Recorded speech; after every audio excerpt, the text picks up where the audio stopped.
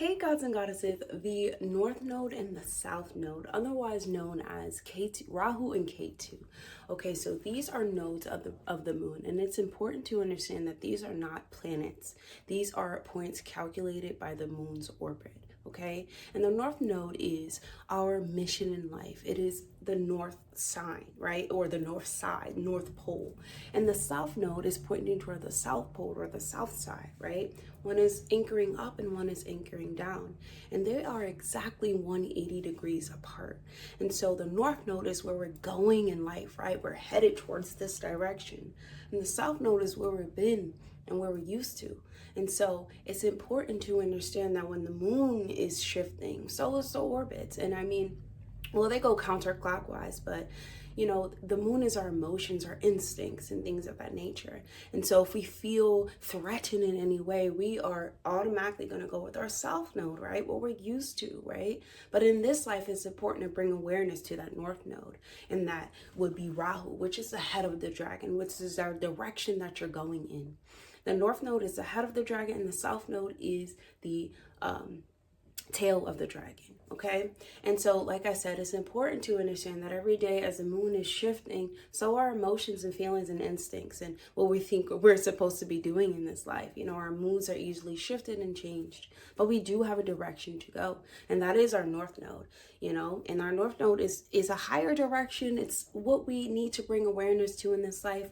We have some awareness of this, you know, North Node, but not fully. You know, this is what we truly want to embody to feel closer to fulfilling a mission and things of that nature, and to feel better about ourselves and to research. So Rahu is that mastermind, right? It's very, you know, it stands for power. You know what I'm saying? It stands for assertion, you know, taking charge of things, taking control of things, you know, there you can bump your head because there is a butting of the heads, you know, this arrogance that comes with Rahu because you don't know where you're going. But once you start feeling like you're fulfilling your mission, you automatically feel put into action, right? But you're not familiar with this as you need to be throughout life. This is something that it's going to continuously, you know, unfold throughout life, your direction of life.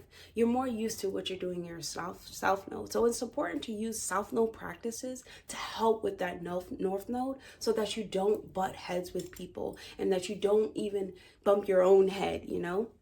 So when we're dealing with the North Node and we're dealing with the South Node, these are the South Node and Ketu is our past life and what we have experienced already in that life. We are dominant in those life experiences.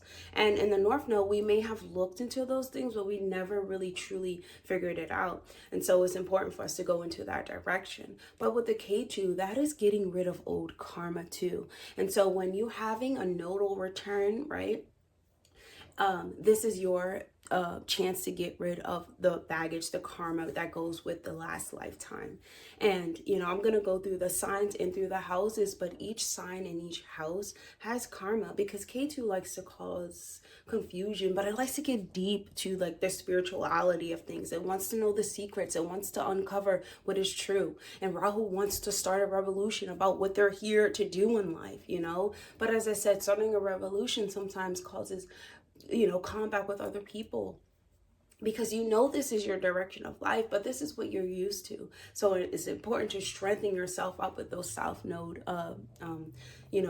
things, or it can be belief system as well, because the South Node is what we believed our life to be, or what we have this belief system that's just sitting there and we're letting our emotions run wild with it, and you know, we're letting our instincts be made around it. And with the moon is a cycle. It changes every single, you know, every 2.5 days, it changes signs, feeling different every moment, you know, it's in a new phase, you know. And so it's important for us to understand that we do get thrown off the path of the North Node and the South Node, and we go back to what we're used to. When we go through the nodal return or any nodal shift, you feel this internally, you know, that area of your life needs to be focused on, right? And so in this life, the North Node changes and the South Node changes. They change together. Remember, they're always moving together at 180 degrees. And they change as they go counterclockwise. This is that area of your life that you need to focus on. The North Node being in whatever house that is in when it's, you know, shifting right now. It's in Aries in actually right now it's going to be in Pisces in Virgo, right? And so we would focus on all of our Pisces qualities, whatever houses, and definitely go check the North Node and South Node video to see what position it's happening in and where you need to focus your life on, because you're getting rid of so much old junk, so much old karma. You have dug up all of these secrets. You have gotten to the bottom of all of these things. You have caused enough chaos has happened with the South Node, because the South Node can show up as chaos as well in our life where we're not focused on the North Node where we're going, and we're still dabbling with those low entities of where we have been or what we're used to, and we're staying in comfort zone. And the Rahu cannot stay in comfort zone. The Rahu wants to be in charge and figure out what it needs to revolutionize about, where it needs to take its life. This is a revolution of your own life, and not in a fighting way, but more in this is a soul-based way. You know, astrology is really for the soul, and the North Node and the South Node is really the direction that your soul wants to go in, to learn the lessons it needs to learn, to let go of what it needs to let go of. And there's a lot of things that do exist on the South Node that we're not really understanding about. It takes a long, like, I won't say it takes a long time, but it takes a lot of courage to go through the South Node, right? Even though you're used to it, you could be used to things that are not, you shouldn't be used to, and you should get those out of your instincts and get those out of your mind, right? Let's say if you have a South Node in Aries, you're used to being war, right? Or you're used to being always in combat. You're used to being, you know, very argumentative, or you're used to being on the battlefield. It's important for you to understand that in this life, you have to build relationships and not burn bridges, right? But in the South Node Aries, in their bodies, in their feelings, they truly feel like, I can live this life by myself, right? I can live this life taking pioneers and adventures by myself. Why would I have to build relationships? And so you see what I'm saying? So it comes to cutting that cord, right? Or cutting that version of yourself, or moving and evolving into another version of yourself to get to the next level.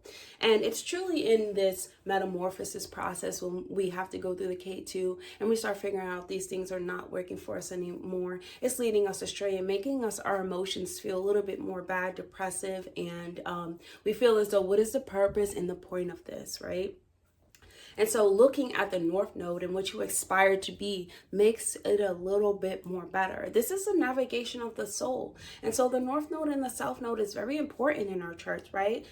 It's changing every 1.5 years, and it comes back to your sign in a nodal return, right? And it tells you this is your year or in a half, 18 months to get things going and to get things right. And it's not about getting things going and getting things right. You feel more aligned and fulfilled. You are meant to uplift others, but in your own way. You are meant to speak life into others in your own way, but you have to figure out the way. You have to figure out your way. You have to navigate in the way that your soul has intended to. And in astrology, it's really a song and rhythm that is playing, you know, from the soul. And it's only us. You have to look at your own chart and think about your own life too, right? Because the moon is constantly moving. We're constantly be feeling these feelings. How do you feel, you know? And it comes to us feeling these certain ways. And when we look to the South Node, we get out of feeling those ways, or we got to get out of feeling those ways so much, because that's what keeps us stuck. We're not supposed to be stuck in the feelings. We're supposed to be stuck in the doing, in the revolution, when it comes to learning in this life what we didn't learn in the last life. When it comes to putting our best foot forward in this life because we didn't learn it in the last one. And even if we did learn it, some of those qualities are still useful, right? They're still useful, but if it keeps you stuck and stagnant, it isn't useful. It is useful to take charge in your life, right? To be a pioneer when it comes to action, when you have to take action in life, right? But there is a flip side to that. Learning to balance them out is really, you know, with this 180 degrees is showing us it's time to balance out what I know with what I need to know and what makes me more fulfilled in my direction. Balancing out what you know in your direction, being willing to learn more, because you don't know where your soul is taking you, and it's taking you on this grand journey to learn so many lessons from life, right? And that is the navigation of the soul. The North Node and the South Node, Rahu and Ketu, they are very important in the chart, and they are very significant in the chart. And as I said, they go counterclockwise, and it's going to be in Pisces and Virgo. And so if it's your nodal return, you want to watch my video on Pisces and Virgo nodal return, or you want to just see where the magic is going to be happening in your life, because North Node in Pisces, this is a magical, mystical sign. Taking charge of what is your true dream, right? These are my dreams, and I'm going to make them come true, and letting go of the Virgo tendencies of criticism of how is this going to happen? This is going to happen because I'm going to dream big. I'm going to make it possible. So definitely check for that nodal return, because that right there is where your life is headed. And these are where our lives are headed. We're like, why are these things, happening? Because of the nodes are moving, the nodes are constantly moving every, couple of years. And even though you have, like I said, your birth chart, your nodal chart, there is there are transits that are happening, in the outside world, right? And so, as I said, to just sum everything up, the North Node, the South Node, K2, Rahu and K2 are for our betterment, are for our direction. They're our navigator in life, and they're not something to, as I said, you cannot stay stuck in the K2, because that right there is going to cause chaos. You have to look up towards your North Node and learn who you aspire to be in this life and become that. And it's going to take a lifetime, but guess what? Taking those steps make you feel more fulfilled and aligned in what you need to go. And your soul is navigated towards this, right? And so, so that's all I have. So let's reveal what the North Node and South Node is for you. And make sure you check for the sign in the house. Okay, very important, very important. See you. North Node in Aries and South Node in Libra. So this would mean the North Node would be in the first house and the South Node would be in the seventh house. Okay, so North Node in Aries, these are individuals in their last lifetime. They were known as the mediators, bringing people together. What these people really want is harmony, fairness, the support of their partner, the support of the people who they love and share happiness with. They want to experience happiness. And so in the last lifetime, they could have not done a lot of things that they should have in order to keep the balance. So they would sacrifice themselves in order to keep the balance. And so in this lifetime, they're asked to be the pioneers, be the innovators, do things, even if it shakes the ground, even if it makes people wonder what you're doing. Tendencies that should be left behind in this lifetime is the codependency, is the inability to make the right decision, even though you can make the right decisions. It's staying nice or being nice to people even when they don't deserve it. The selflessness, even like giving yourself away to another person, even to the people that you love, even to experience joy, sometimes it has effect on you, and sometimes that makes life less enjoyable for you, right? And so, in order to make life easier, it's important to stop seeing yourself through other people's eyes. And trust me, no, I know that you always want to treat people how you want to be treated. And, Libra wants harmony and wants fairness. And having the North Node in Aries, that is what you want as well. You really want to bring people together. You know what I'm saying? But in this lifetime, seeing yourself in others can almost be your downfall, right? It can almost bring you back to those comfort zones and those ways of always having to consider the next person in this life. You're asked to consider yourself first and consider those around you perspectives. Take their account into account, but your perspective doesn't have to be shifted just because someone else knows better than you. In this lifetime, you are the general. In this lifetime, you are the master. And it's important for you to understand that when it comes to a partner, when it comes to getting into partnerships, you must feel confident and strong and, nurture yourself in these relationships. And you support the next person as they support you. But honestly, in this lifetime, it's really asking for you to stop asking for external harmony with the next person and ask for more internal harmony with yourself so that you can have harmony within the next person. In this lifetime, you're asked to be independent. You know, you're asked to really be that pioneer as Aries is and take charge. And when you do, this is beautiful because having North Node in the first house and South Node in the seventh house, it does bring a detachment to, you know, relationships, or even when you have Aries and Libra, you know, the South Node brings a detachment, just trying to bring this state of liberation to partnerships, you know, because Libra, like I said, in the last lifetime, you know, the North Node, when you have the North Node in Aries, you are focused more on bringing harmony at any cost, you know, even at the cost of yourself, which can be really dangerous. But in this lifetime, you're asked to uncover your hidden talents, you know, uncover your hidden gifts by standing in your independence and developing self-awareness, self-actualization, and, you know, self-love, self-belief. You know what I'm saying? Realizing that you can do things for yourself, having that courage in this lifetime, you know, and trusting your own impulses, most importantly your own intuition. When you have the North Node in Aries, your intuition is very, very strong, very, very strong. You know what I'm saying? And also, it's important for you to understand when it comes to giving and receiving, how much to give, how much to receive. You know, there is a levelness of fairness, you know what I'm saying? And in the last lifetime, you could have wanted to keep fairness no matter what's the cost, you know, but in this lifetime, you're asked to not do that because you have to have courage in yourself, you have to nurture yourself, and you have to understand what it means to be moderate and give and take, you know, what it means to be sufficient and give and take. And um Ketu, or the South Node, is trying to reach this nirvana. It's really trying to find that harmonious relationship. And Rahu in the first house is really pushing you to just take charge of your own life and have courage in your own life and pioneer. And when you start to take charge, you'll start to see that life is opening back up to you.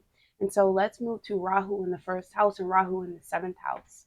So this one is a little bit different, right? Because Rahu is a Rahu is the North Node, but when we put Rahu in the first house and we put Ketu in the seventh house, this is someone who is extremely ambitious. You know, they're willing to break out of the social norms and go after what they really want. They want to reach their goals. You know, they have this outlook that is not like the next person. It is a very unique outlook, unique touch to it, because they're trying to see how they can reach materialistic success, how they can stay determined, how they can achieve these magnificent things. You know, when Rahu is in the first house, there is um, this push and these ideas. You know, there's this evolution that comes to you and makes you want to take on the world, and you want to just experience these blissful moments and experience, you know, luxury. And there is there's just a huge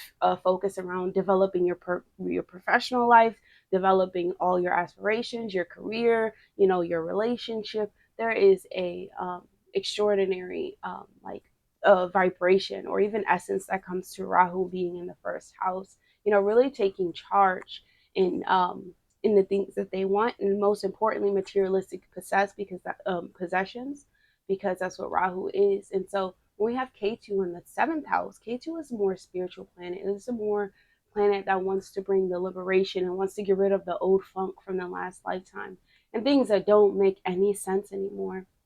And so it's having Rahu in the seventh house, there can be a quick marriage to, these people, since we're talking about natal Ketu and natal Rahu, these people could have gotten married very quickly in their life. You know what I'm saying? And also, they could have found it. It could have been vice versa, you know, depending on what the K2 house is. But you could have gotten married very quickly, or you could have not gotten married, not seeing anyone who reaches like your expectations, you know, like you're looking for a specific type of person. And having Rahu here, it's almost like, you know, you're building your career, because when you have Rahu in the first house, you're building your career and you want to find someone who like matches those things, you know, around you. And sometimes you're too focused on your career to even really focus on the, you know, K2, really focus on the relationship.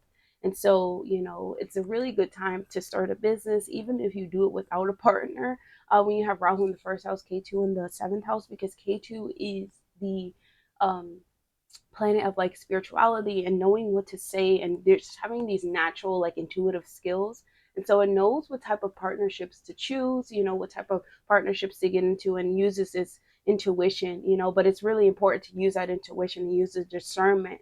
And yes, work well with others, and get married to others and things of that nature. But if you are you have to think about yourself first. That's the most important. Like, you have to think about yourself. Rahu in the first and Ketu in the seventh. This is about you.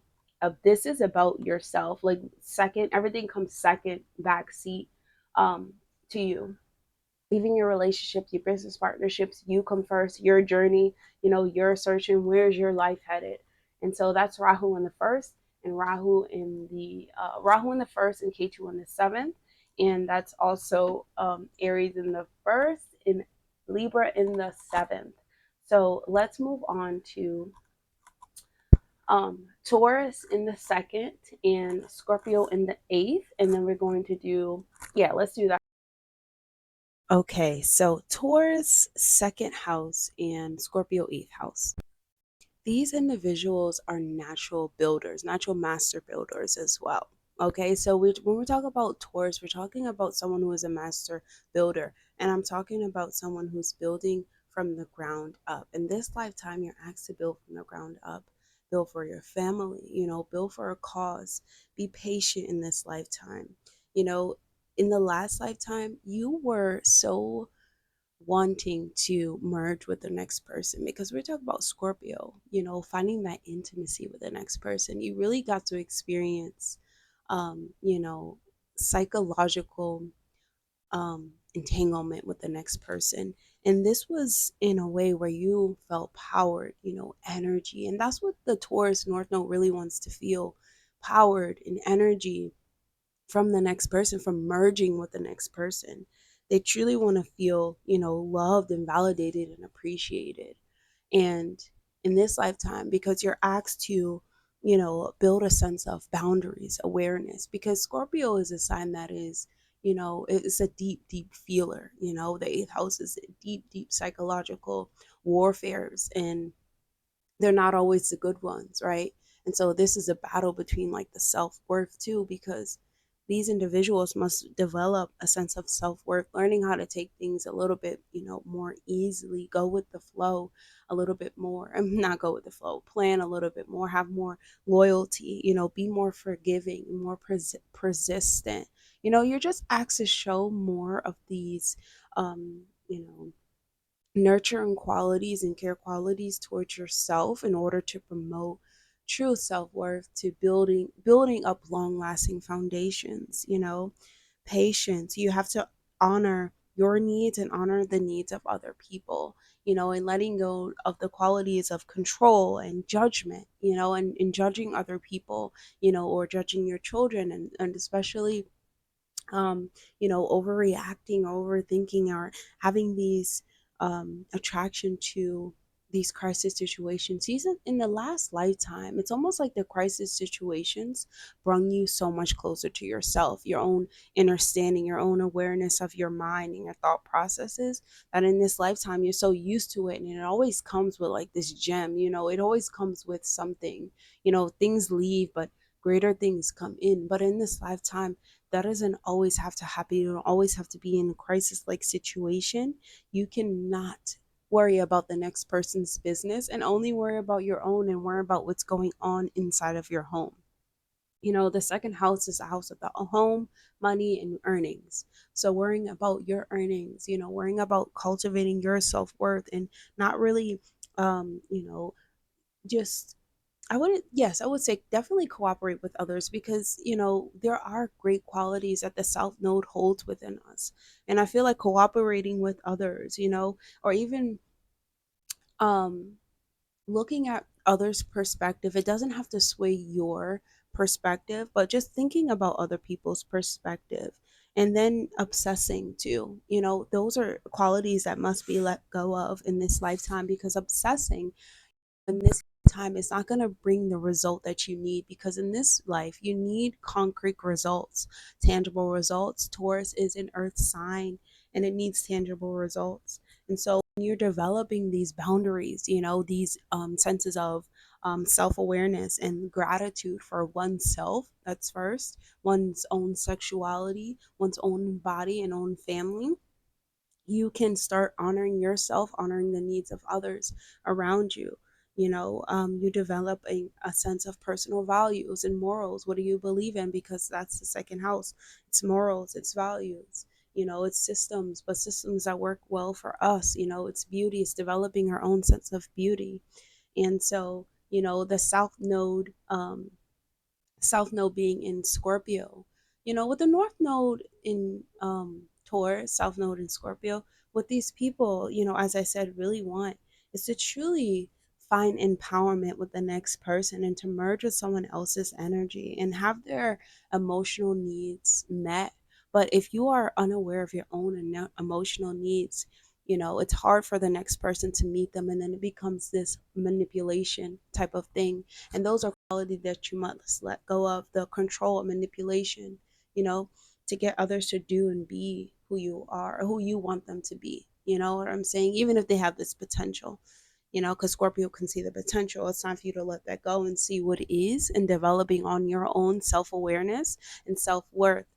And that's how your finances, they go up as well in this lifetime, because you're focused on your finances. And then the eighth house is shared resources, so both go up in this lifetime when you're focused on what truly matters to you and figuring out your own energy systems. That is most important.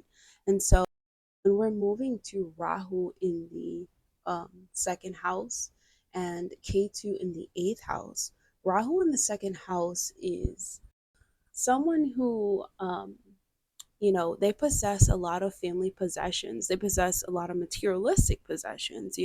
They may want to live this world life, an extraordinary life of luxury. They want their own things, they aspire to build their own things, to have their own things, have their own materialistic possession, even social status. They want their own name, you know and so sometimes these people are really focused on their material gain, their material wealth, you know. And sometimes when you have Rahu in the second house, this can be an unconventional, family or even an upbringing, because the second house, we even having these unconventional skills, as well.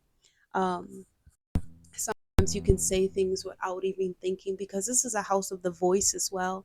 And sometimes you say things without thinking because Scorpio is so emotional on the other side.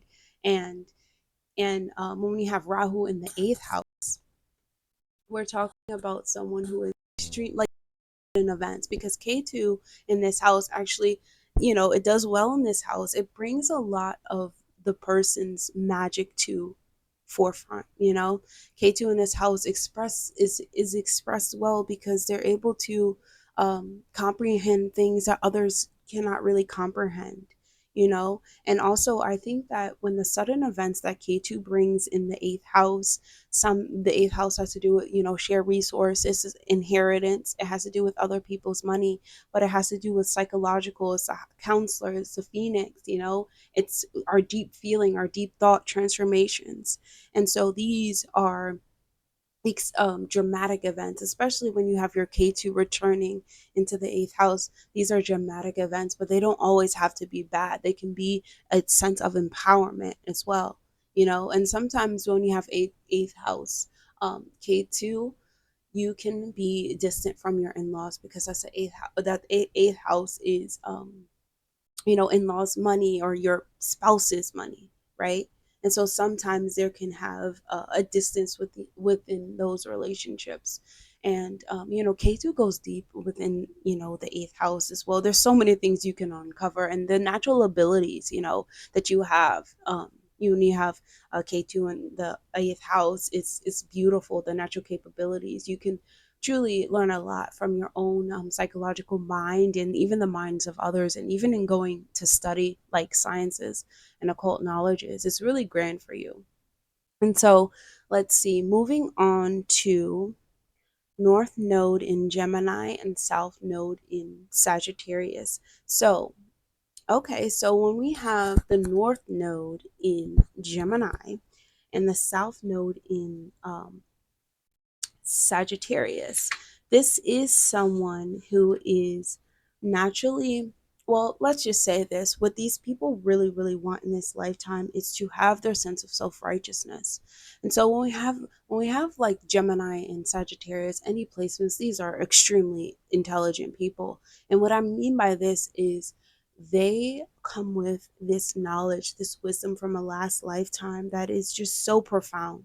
You know what I'm saying? It's almost like they don't know that they have it until they uncover it.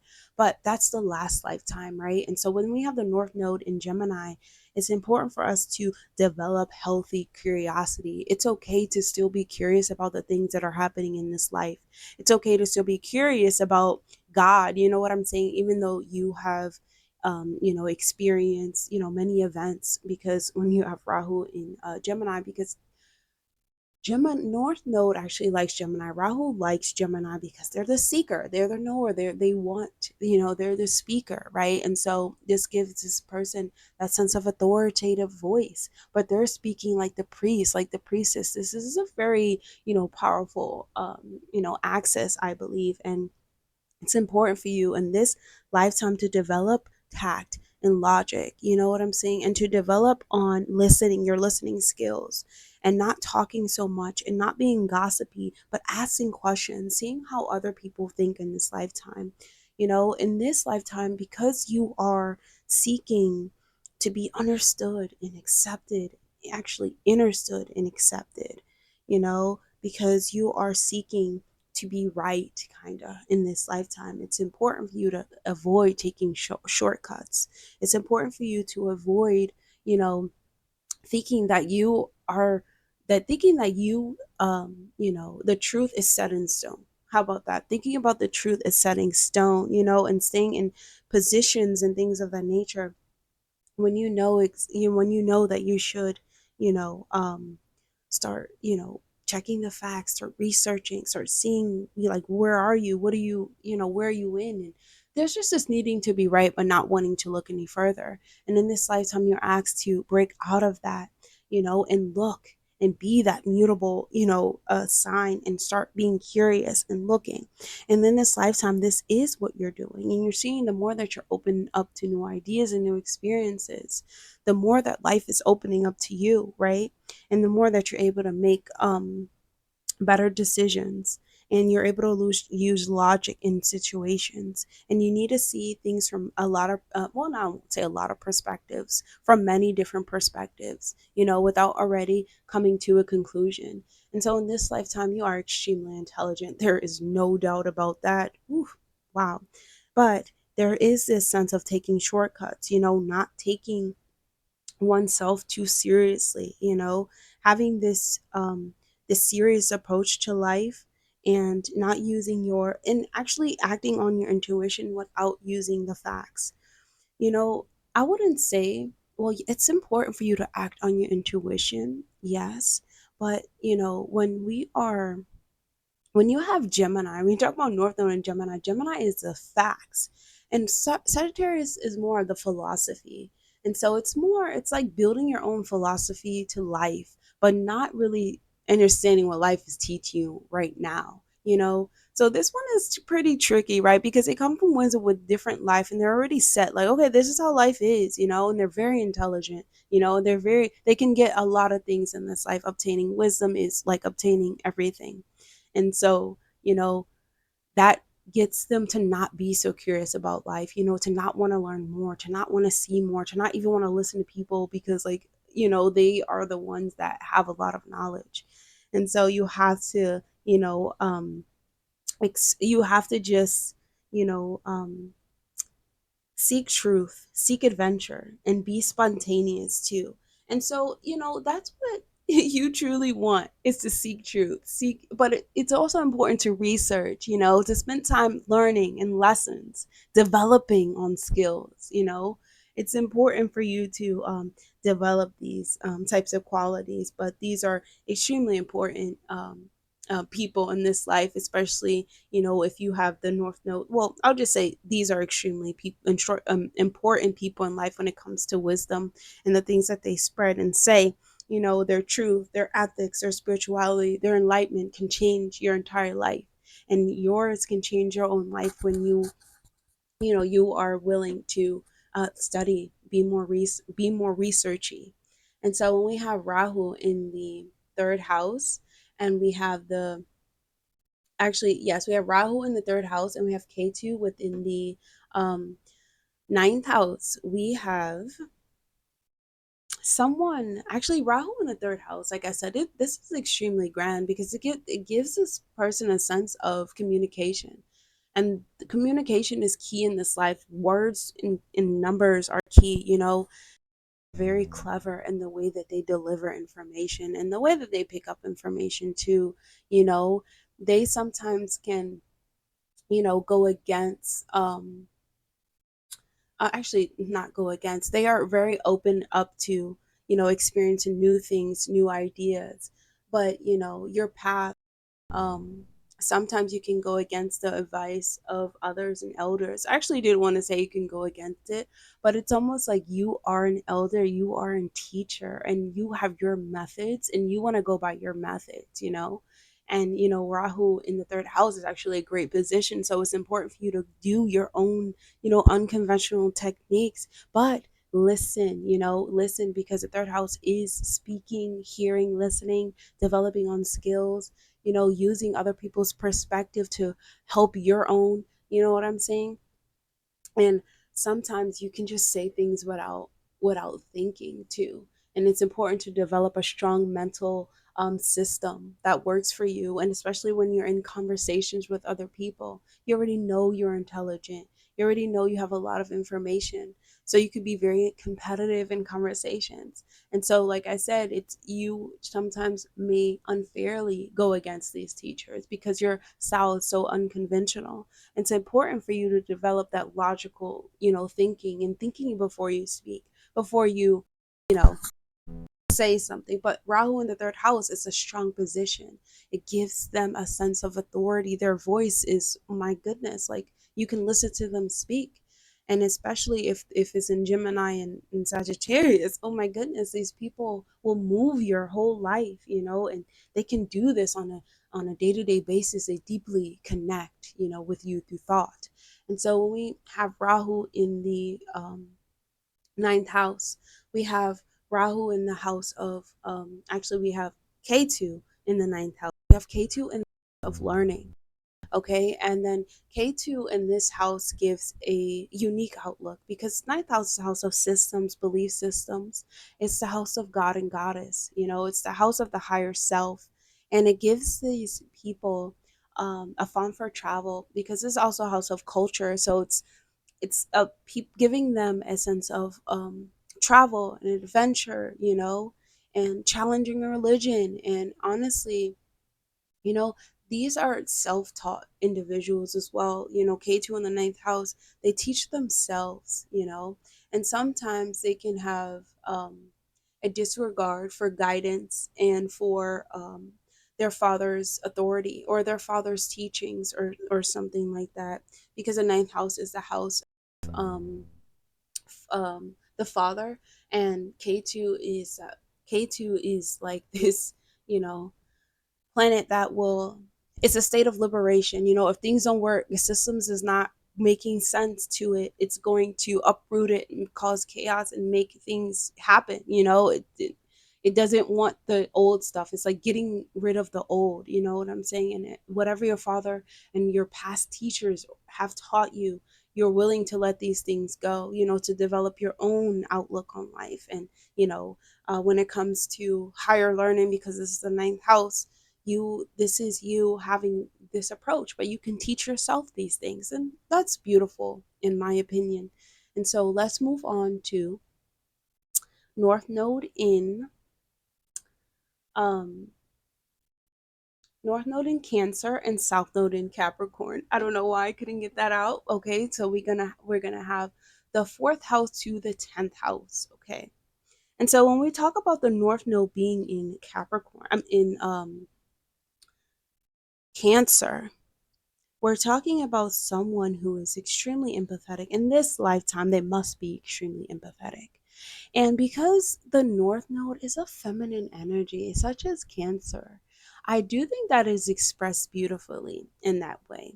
And so, there is this sense that the North Node has in this sign where it has to, well, in the last life, let's talk about the last lifetime first, where they're needing to control everything, because Capricorn is that control. Capricorn is wanting to be disciplined behind things, having control and order behind what's going on, having a sense of um, duty. And in this lifetime, you're asked to leave these behind because it's going to make your life easier. The tendency to ignore the process and to be too focused on the goal, that is something that has to be let go in this lifetime. Neglecting your family in order to reach a goal and not knowing that you're even doing it too, and thinking that things are too thinking that things have to be like difficult or have to have all of these different steps to it, and you have to have a challenge in order to get things done, in order for things to be worth it. You're asked to let these things go. Anything that causes you to be cold and bitter, you're asked to let these things go. In this life, you're asked to be warm, loving, and connecting, you know and when it comes to you just taking charge, without a doubt, you're asked to let that go without fully understanding the situation. You know what I'm saying? Because in this lifetime, empathy is the name of your game, having more empathy, accepting others' flaws, accepting others for who they are, their moods, accepting your own fluctuating moods without judgment. The North Node being in Cancer, there can be a lot of mood swings, but you have to focus on building on your foundation, your security, being honest about your feelings, being honest about your insecurities, being honest with your children, staying centered in your own emotions. And I do think that the North Node in Cancer is about being honest with the family and the kids and the mother too, about your emotions and sharing them and having more empathy, because I feel as though that's where your gifts are and your talents are.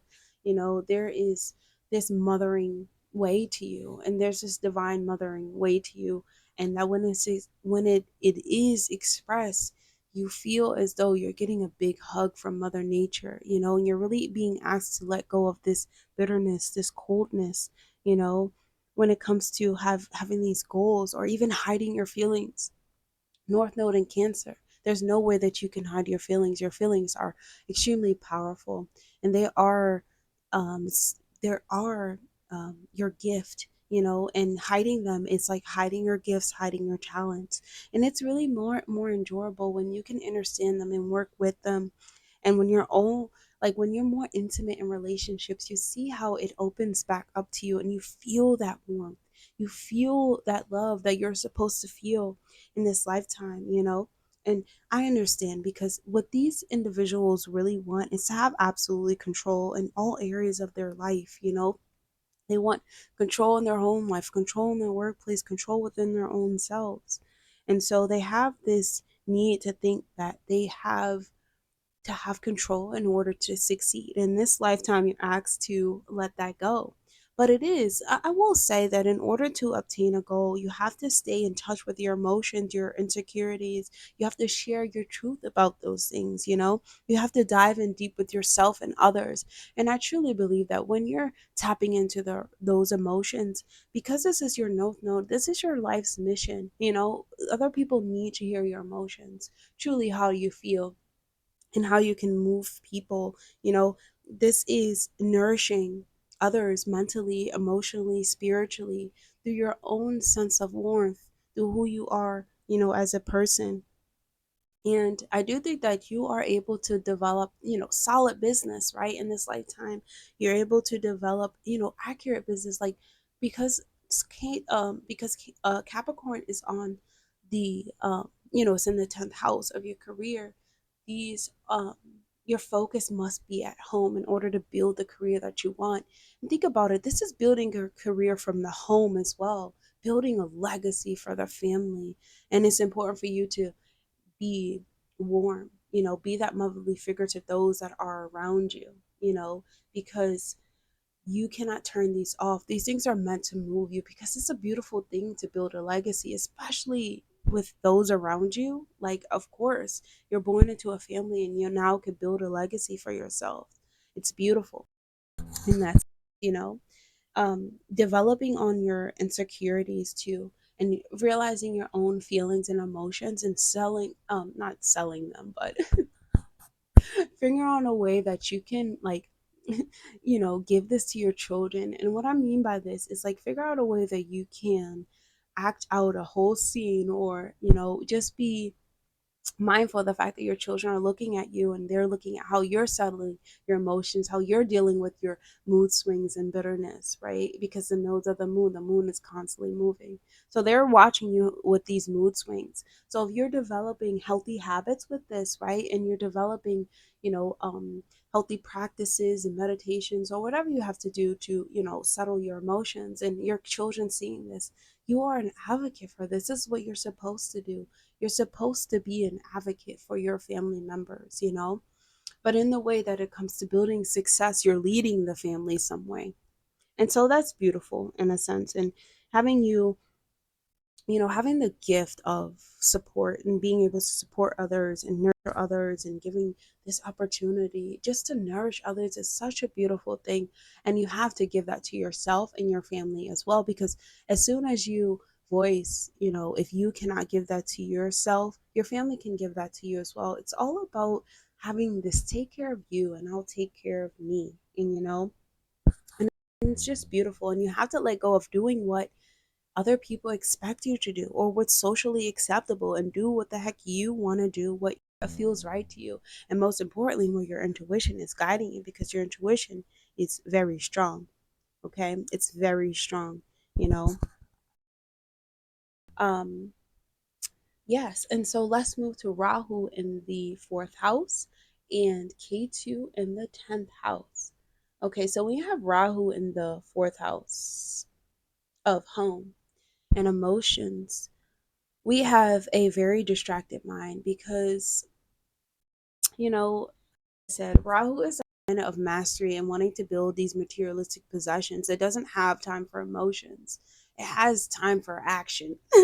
And so when Rahu is in there, it can cause, arguments with the family. It can cause arguments with the mother, even over really small issues as well, because emotions are involved and they're tangled up in all of these things.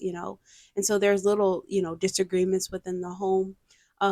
There can also be you being very possessive over your family members. As I said, you're very wanting to do things for your family, but at the expense of you may ignore them, or you may just feel like, okay, this is what I need to sacrifice, or this is the goal that I need to get to. And so I have to focus on it. And no matter what's in the way, I'm doing it for this purpose. And so letting those things go, even though they can come up when Rahu is, this is your natal Rahu. So it does come up. And it's a struggle and it's a balance to keep these things, in check. And so it's important to you for you to understand your own emotions. Excuse me. It's how you can keep them in check. Excuse me. So when we put Rahu in the 10th house,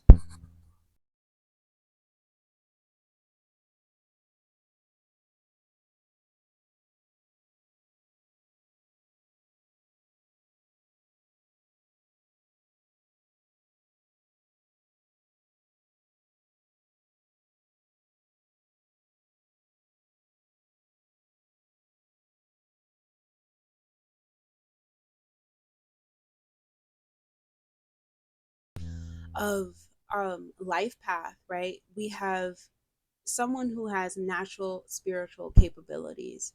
And so what I mean by this is that when Rahu is in the, well, actually not Rahu, excuse me, when Ketu is in the 10th house, it brings a sense of what you don't like. Okay.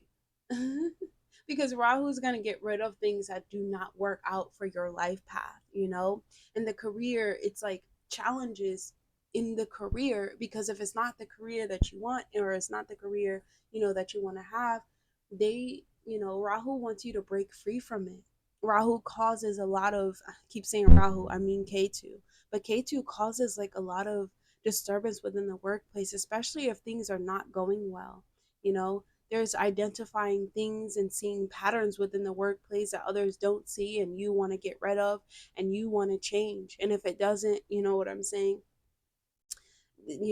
Like Rahu in this house is Ketu in this house is not really moved by like materialistic possessions. It wants the spirituality of things. You know what I'm saying? And the 10th house is materialistic gains.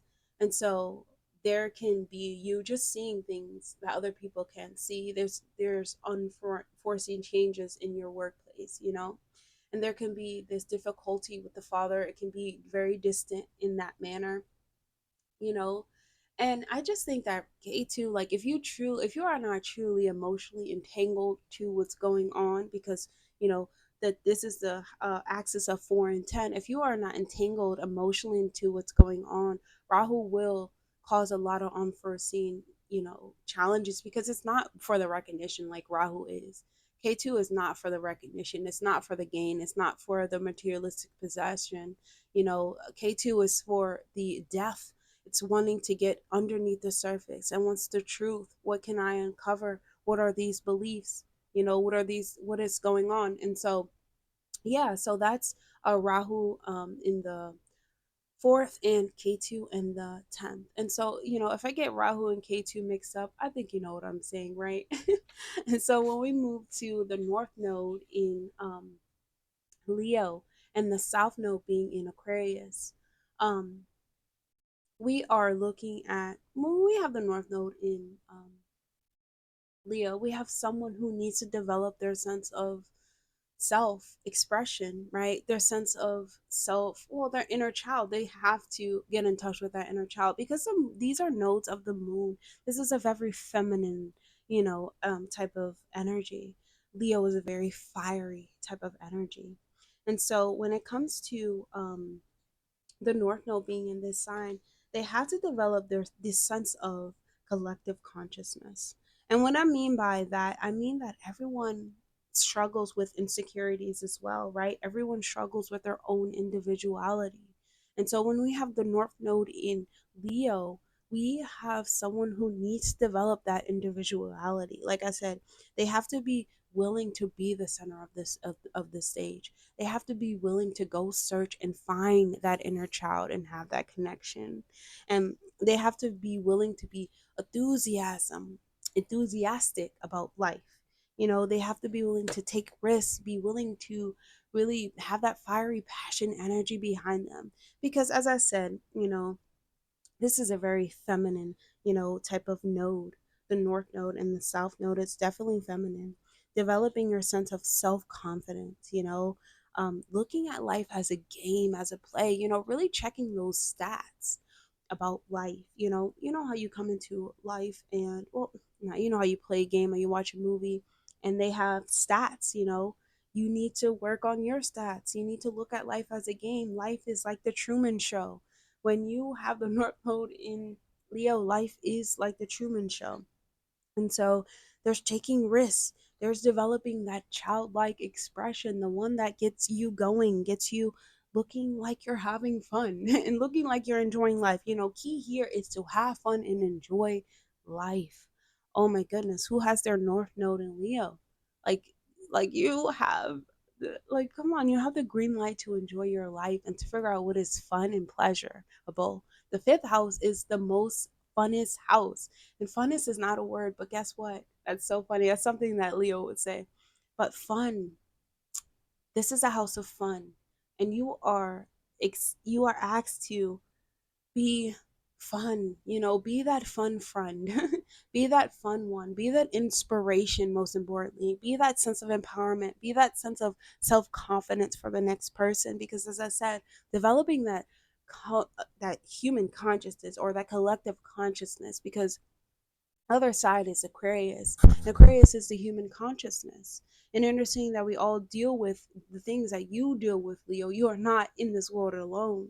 This is a Truman Show. You start to alleviate these type of things and you start to feel this sense of detachment. And so what I mean by detachment, I mean as though when you are not confident, you are more detached. when you are not living in your sense of life and playfulness, you are in these emotional situations, and it's important for you to get out of these emotional ruts and to develop develop the sense of willpower, of your willpower, of strengthening your own willpower, and let go of waiting for others, to think about how you can move forward, waiting for more knowledge before taking action. No, Leo is a sign of creativity, creative, wing it, you know what I'm saying? Fun. Everyone just wants to see you be entertaining, and the excessive daydream, like, is this right? That, yeah, and running away from confrontations as well, because when we talk about um Aquarius, we're talking about a sign that wants friends. It wants to be accepted by the next person. And we're talking about Leo, they are the top stage. And so it's important for you to let go of those criticisms from the friends, you know what I'm saying, or from the groups, or feeling like this peer pressure where you must belong to something, and develop this sense of, this is my stage and I'm following in my heart's desire. And I really feel like what these people really want is to to receive love. They want love, and I love that because I want love.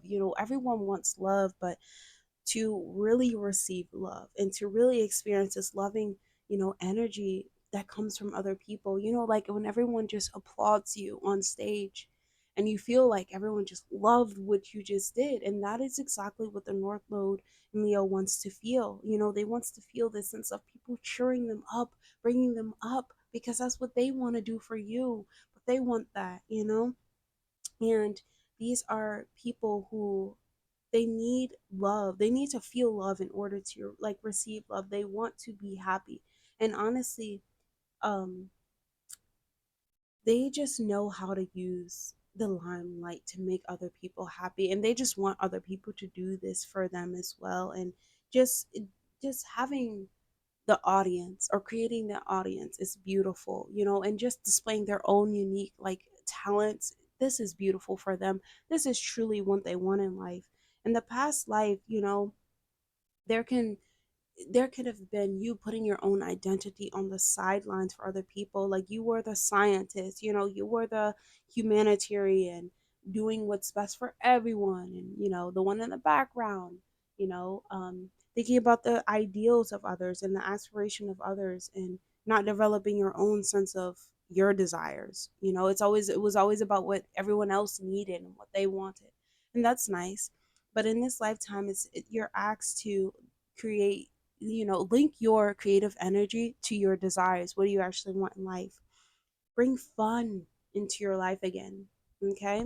And so, moving on to Rahu in the fifth house, and Ketu in the 11th house.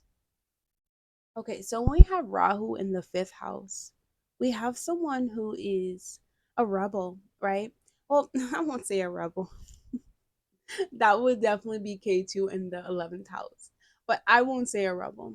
I would say you are extremely creative, okay? But you do have a rebel type nature to you. But you are Rahu in the fifth house is extremely creative, and these are people who will have multiple love affairs, especially before the age of 20.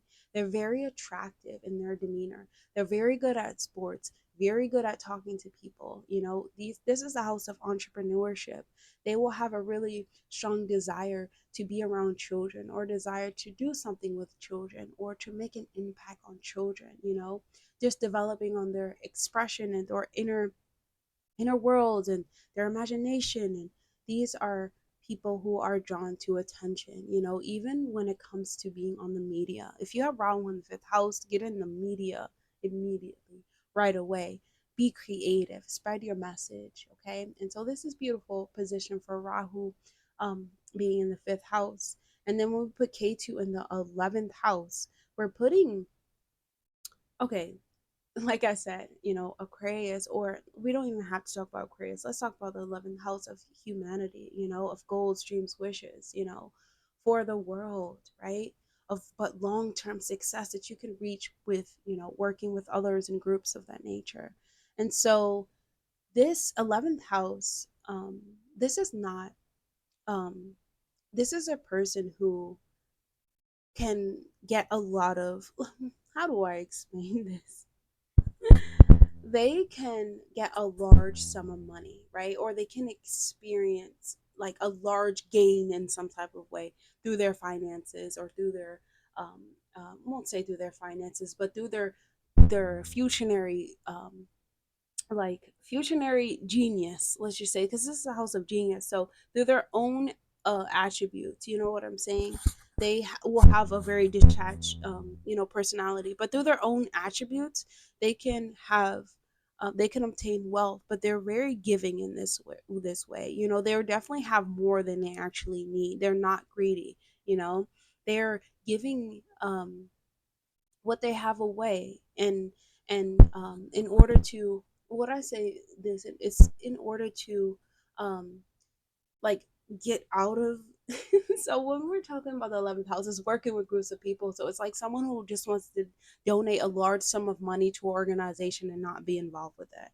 And so that's how K2 is operating in this house, right? So I couldn't like get that out, but that's what I'm trying to say. It's like, yeah, I want to be in the back scenes. Let me just donate to this organization and let's get it going. You know what I'm saying? But because K2, it's like asking you to let those things go of, having a detached personality, and just being in the background and things of that nature. And now it's asking you to like be on the forefront. This is your stage, you know what I'm saying? And so K2 in the 11th house is very funny in that way. They're not like greedy people. Like, they really just want the love. They don't even want the money. They want the money to just give it away and just play with. And it's funny. So let's move to, Rahu in, actually, let's move to North Node in, Virgo, and South Node in Pisces. And then, yes, okay. So when we talk about, the North Node being in Virgo, we're talking about a person who is in this lifetime. Well, Virgo is a sign of health, right? So in this lifetime, I'm going to be surprised that they are striving to be a doctor, work in healthcare, working with helping the next person or serving the next person. And so the tendencies that you need to leave behind, well, let's just start by saying, I'm just jumping all over the place, but let's just start by saying what the North Node in Virgo and South Node in Pisces actually want. Like, what do they want in this lifetime? And so, what they really want is to be a source of security for the next person and for those in need and those in help. Being this own personal connection to the universe as well. And I wouldn't say the help, but knowing that they can be the shaman, be the guru for you. Oh my goodness, they would love this, to heal you holistically. You know what I'm saying? And having that connection, um, to, the divine, it's what they want. But they want, it's like having the God's hands to heal you, and that is exactly what they want in this lifetime. And they want to let go and, hold on to something larger than themselves, and that supports them and gives them this sense of identity. Like I said, God and Goddess, they really want to feel as though they are connected to something other than them, but that is helping heal them and others in some type of way. Okay. And this gives them an expanded sense of their identity, really wanting to be at one with peace, to experience peace. So this is beautiful. Wow. So when we have Virgo, um North Node, like I said, we have someone who's a doctor. We have someone who is a healer. We have someone who is a psychologist. We have someone who is accountant, the organizer. Someone who's extremely good with, helping those that are in need or those that really require help. You know, and in the last lifetime, these, individuals could have been seen as people who explored, very lost, very mystical, very escapist.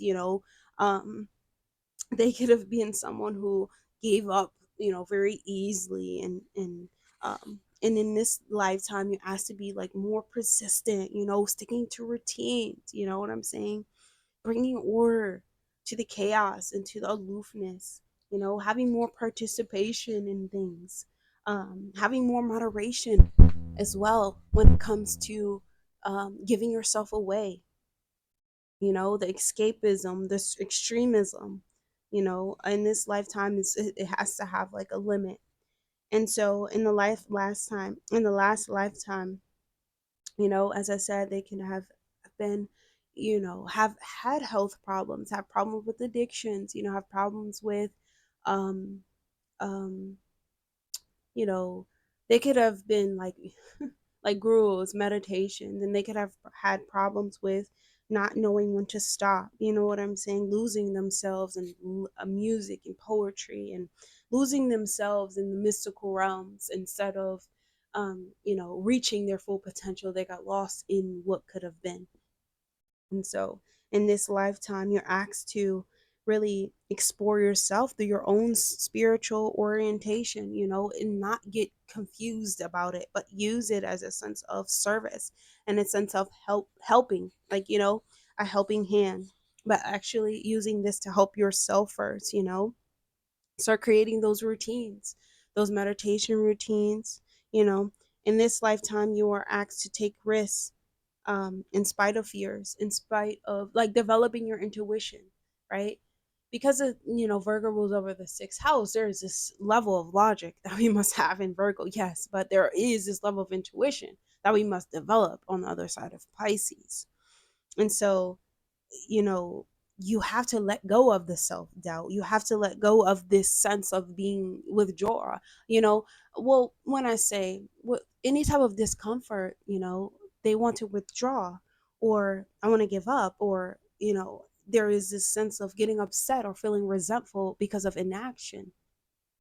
In this lifetime, you're asked to, you know, develop feelings of compassion, especially for oneself, develop, yes, notice and pay attention to your own values and things of that nature, and pay attention to the details, yes, but noticing the details in order to help you, you know not to criticize you, in order to see what's truly in front of you, you know being of service to others. This is what you must do. This is where you will see your gifts and talents are truly, maximized, when you are being of service to others and you're using your analyzing skills and your caregiving skills to help the next person, not to criticize yourself, but to help the next person. You have to develop a strong sense of compassion for yourself, um, and not playing the victim or having a victim consciousness, because this is extremely seen, with the Virgo and Pisces axis, the victim mentality of, I can't do anything about it, so I'm gonna not gonna do anything. But in this lifetime, having the North Node and Virgo, there's many things that you can do about it. But the first things first, you have to take care of your health. When you start taking care of your health in a holistic way, in a Piscean way, where you understand that you are your own shaman, you understand medicines, and I mean by, plant medicines, you understand energies work, and you use those things, you apply it to yourself, you are the advocate to help the next person apply it to their lives. And so this is extremely beautiful, because you become the most compassionate person in the world, the most beautiful person in the world, really the most understanding towards others in the world. And people can, it can be, you can understand the ants on the street, you can understand the birds in the sky, the mosquitoes in the, you understand things on a really big scale, and that's always beautiful. And so when we have Rahu in the sixth house and Ketu in the 12th house, so Ketu, I love, loves the 12th house, like it can just um be itself in this house, because as I said, Ketu is the state of liberation, getting rid of the junk. Let's get down to the intuition. What is intuition telling you? What is the truth? Where is the, like, where is this magic? You know what I'm saying? That Ketu is looking for. And so Let's start with Rahu in I just jumped. Let's start with Rahu in the sixth house. Okay, so Rahu likes this house as well because Rahu seen in the sixth house, this gives us a strong sense of duty. Oh my goodness. Like Rahu wants a sense of duty and so does Virgo. And so, putting Rahu in the sixth house, this is finding um like unusual circumstances. Um when it comes to your workplace, overcoming a lot of um, thinking, overcoming a lot of thinking, overcoming a lot of overthinking, you know, sometimes this can bring problems as well because people you try to help maybe do not understand your approach. you know this could be someone who is really advanced in their techniques when it comes to helping someone else, so they do not understand you because Rahu, like I said, is in the 12th house. This is well, Ketu is in the 12th house, and Ketu is getting down to the bottom of that. Like you're getting information in your dreams, you're getting information, through the ethers that other people cannot understand. And actually having Rahu in the sixth house is a good position, even though it may cause conflict with other people in the workplace, even with people you work with. It's important for you to develop systems, as I said, create routines, meditation, and being of service to others, meeting people at that level. You have to meet people at their level, and you know what I'm saying, because you'd overcome any problem through smart thinking, through thinking truly with logic, yes, but with intuition. Truly, because K2 is in the 12th house, you have to literally ask your dreams, ask your ancestors. They are the ones, because sometimes you'll help people, but you can be misunderstood, as I said, because K2 in the 12th house loves this house, but there's things that come to you that are really, only you understand. You know, you really will be misunderstood because the 12th house is our internal world. And so when we have K2 in the 12th house, this is causing a sense of isolation as well. K2 likes isolation as well because, as I said, it causes a sense of detachment. It wants you to develop your own natural capabilities, develop your own intuition, figure out who you are as a person, what is underneath it all. K2 in this house, there's a lot of dreams, a lot of isolation, a lot of encounters with different, deities and entities. There are encounters with a lot of alienated, I would say alienated topics or things that people don't want to talk about, but I talk about all the time. But you are uncovering your own divinity. And 12th house is different for everyone, but having K2 in this house, like I'm telling you, you will develop this magic that exists within you. You can no longer deny magic, okay? And I said it, you can no longer deny magic having K2 in the 12th house. It's really a beautiful position, as I said. It's almost like when you spend this time alone, and that could be even a secretive person as well. K2 in the 12th house, when you spend time alone, you truly start to like have these conversations and see the language and the movements and the rhythms of the universe and in other people and of thought and of yourself, and you start to address those problems. Like K2 in this 12th house, you will address the problems. And it's such a beautiful thing because they're willing to go deep. You know what I'm saying? It's very comfortable in this house. And so let's move to North Node in Libra and South Node in Aries. Okay, so when we have the North Node in Libra, so think about it. What do these people actually want? These people actually want to be seen as individuals in their own relationships.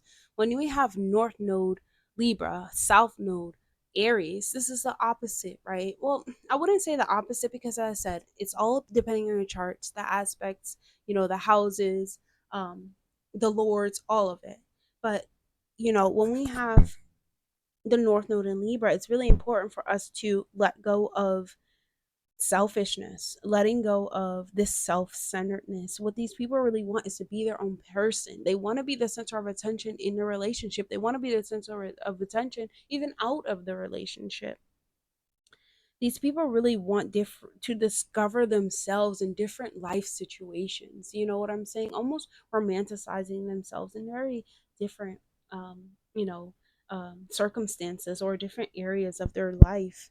And these people really need to refocus their attention away from themselves and put it more towards um the partnership, you know, or put it more towards the other person. And what I mean by this, I mean by admire those who want to admire you, right? Letting go of this impulsiveness, the selfishness, the self-centeredness, that you have, or even these outbursts of anger that you have when you don't get your way, you don't feel seen. It is really time to let these things go. It's time to be aware of your own, you know, me first, or myself first, or like every man for themselves, because in the last lifetime you were seen as the general. You were at war. You had to really worry about yourself. You had to stay in your own lane, because Aries is on the other side of this.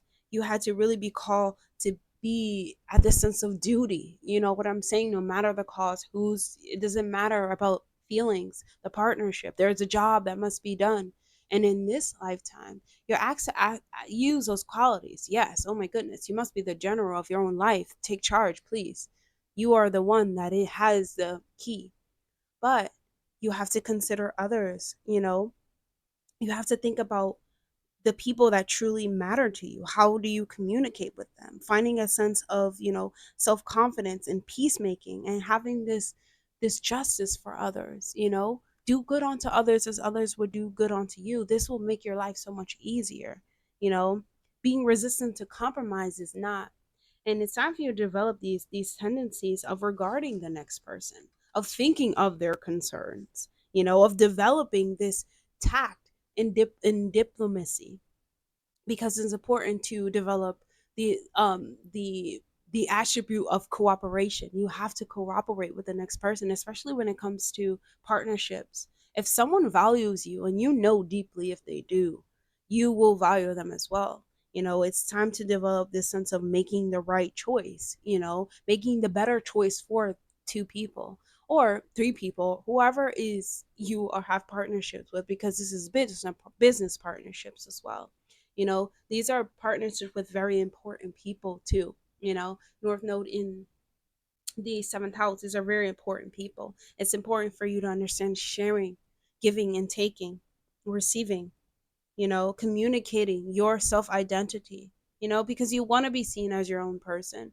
But in a partnership, and North Node in Libra, they will most likely in their life always be in partnerships or some type of give and take, something that requires the scales, something that requires the scales, you know, and there always has to be a balance between the two.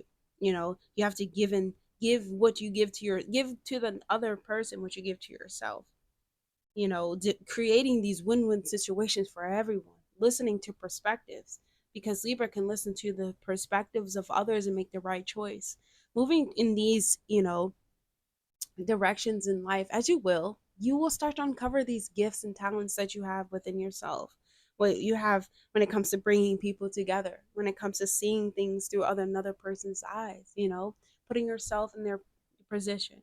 As I said, you really develop this sense of do good unto others as others would do good unto you.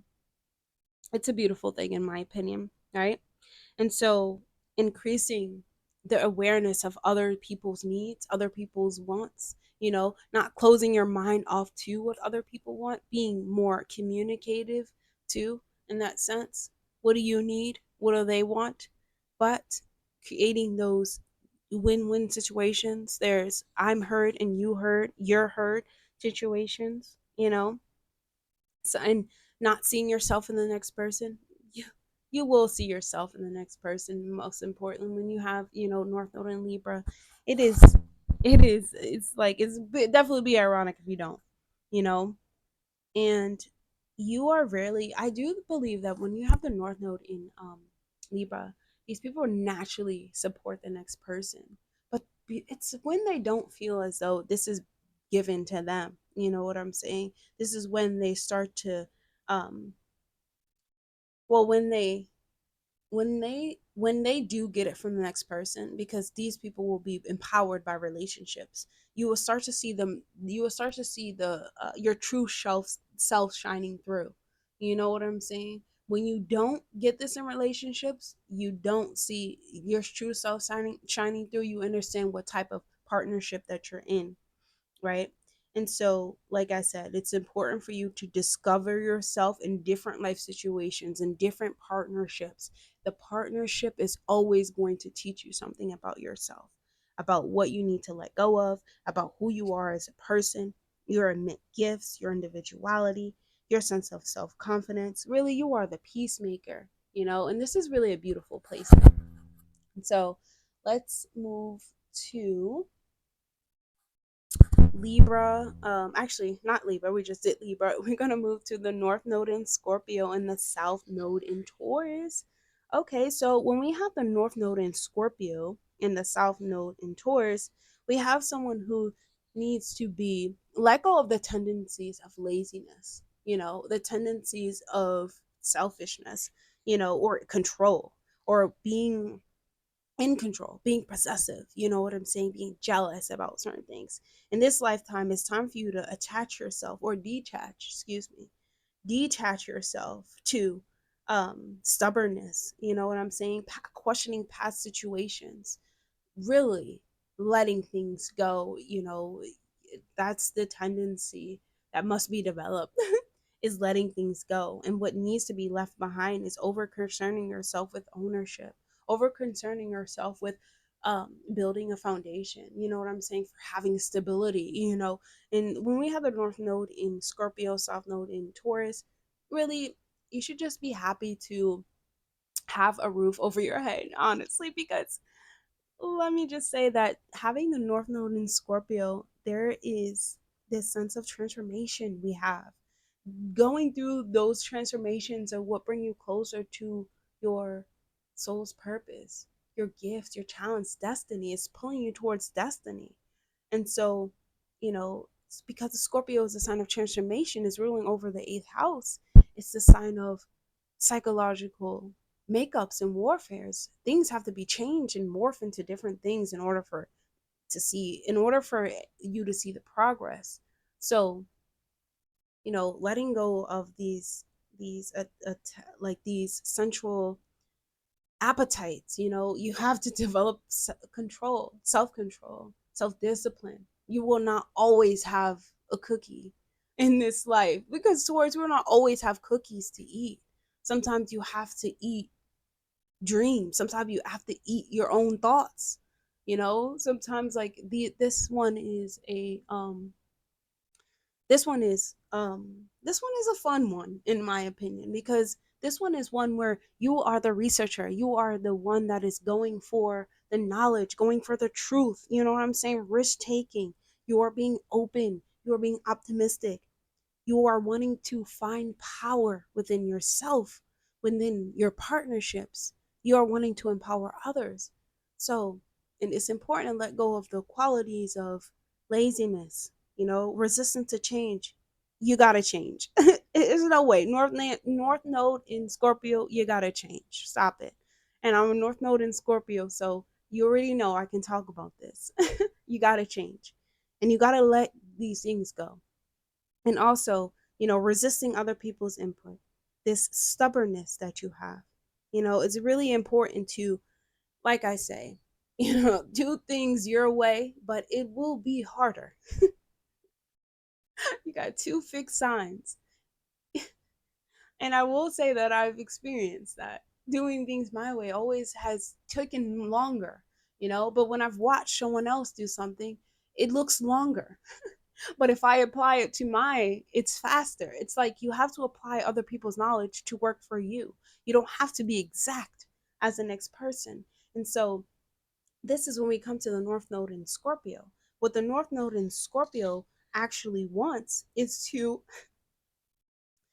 gain power. They want to gain power, but they want to gain power through the sense of monies, through the sense of what they can buy, how they can feel, really developing this self-worth, their materialistic possessions. They want to gain a sense of comfort, through stability, what can they really live? Like, how can they really live in this life? Because, Taurus is the cash, the finances, and, Scorpio is the truth and uncovering the truth. Where can they actually go with this? Where can they go with this power? In the physical realm, they see that monies is buying them a materialistic um goal, you know what I'm saying, outlook that brings them closer to themselves. And so this is why they want to obtain money, right? They want to obtain money through partnerships, through working with others, through forming these like associations, or I wouldn't say associations. When we talk about Taurus, we're talking about like developing a sense of the old life, how things were in the old life where we lived from nature, and we truly knew what it was to, go outside and drink water and, go and get fresh fruits. This is exactly what they want to build. This is the type of foundation they want to build. This is why they want money, to help others, you know, they have this sense of they want to share their values and resources with other people, and but they want to go back to the ways of the mystics, because we're talking about, Scorpio. This is the eighth house, is a deep house. It's the house of the phoenix. It's the house of uncovering, this true intensity of life. And so these are people who have awareness about other people's psychological wants, needs, motives, what drives them, what are their desires, you know, and so they have to release whatever situations cause them stagnance and gives them low in energy. It's important for the North Node in Scorpio to, whenever you feel this sense of like non-usefulness, possessions, or you feel like eliminating something, or you feel stagnant, there's something that must change within you. You know, you have to develop this openness to sharing, partnering, merging, sharing partner with the next person. Truly, that is what the Scorpio North Node must develop. You have to share power with another person. Your power, is yes, it's yours, it's your own, but sharing it with the next person, it just boosts it up in some type of way, but the North Node must discover their own sense of power. And so in the last lifetime, I feel as though these individuals could have had really limiting beliefs, limiting values. As I said, they could have had a life where they were not seeking the truth. They were just seeking to be stable and still and not really ruffle feathers, but they just wanted to um not have heavy burden on them, if that makes sense. They don't want to ever like encounter challenge and battles and things of that nature. They rather relate to others and really honestly be stagnant in that way, because when we're talking about the Taurus energy, they stay, sometimes they'll stay the same, especially on this axis. They'll stay the same, you know and it's important to embrace change, because this is what leads to vitality. Embracing change is what leads to you feeling younger. You're feeling lighter, you're feeling like you can you know experience trust in others. You know what I'm saying? Like, your trust is renewed, like life opens back up to you when you're willing to get out of the deep depths of low energy and low, stagnation, and start bringing yourself back up in recovery, by learning, by researching, um but in figuring out, where does power lie, where does your power lie, figuring out your talents and things of that nature. So yes, so that's gonna be the North Node in Scorpio and the South Node in Taurus. And so moving on to the North Node in Sagittarius and the South Node in Gemini.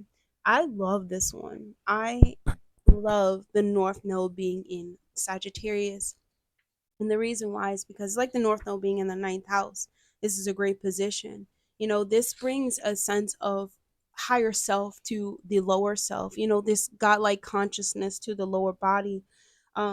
the messages that you receive when it comes to learning, in school and life, because the ninth house is the journey through life, what life can teach you. When it comes to learning those life experiences, South North Node in Sagittarius, they really understand the higher perspective of it. They can map out what the bigger picture is, and they can explain this well, and they can bring this down to certain teachings and understandings and helping other people understand what the universe is saying, or what God is saying. They are the preachers of the zodiac. And so when they have the North Node in Sagittarius, it's important for you to use your information that you learn to preach about, to talk about, to be a teacher, to learn about. You have to use your wisdom to really move others.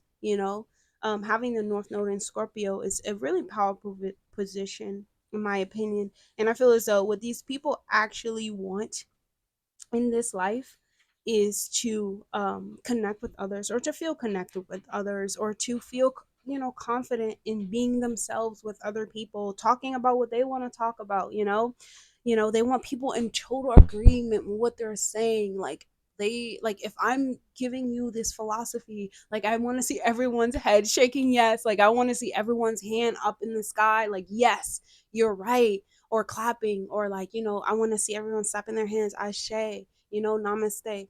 I need something. They will love ashe, they will love namaste, because this shows this level of respect. They are the guru, right? This is true wisdom and information that the North Node in Sagittarius has. And in this lifetime, it's important for you to let go of those qualities of gossiping, of those qualities of like, oh my goodness, they are stupid, or they are so ignorant. You know what I'm saying? Ignorance is bliss, right? Ignorance is bliss.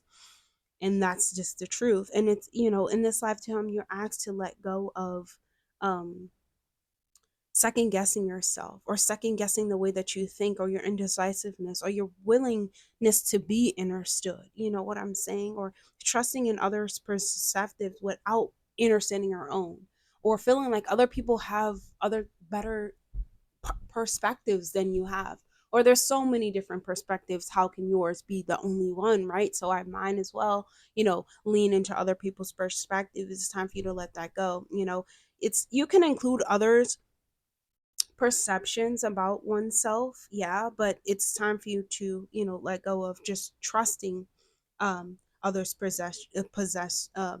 perceptions, instead of making your own to base it upon. Or even when it comes to your belief system as well.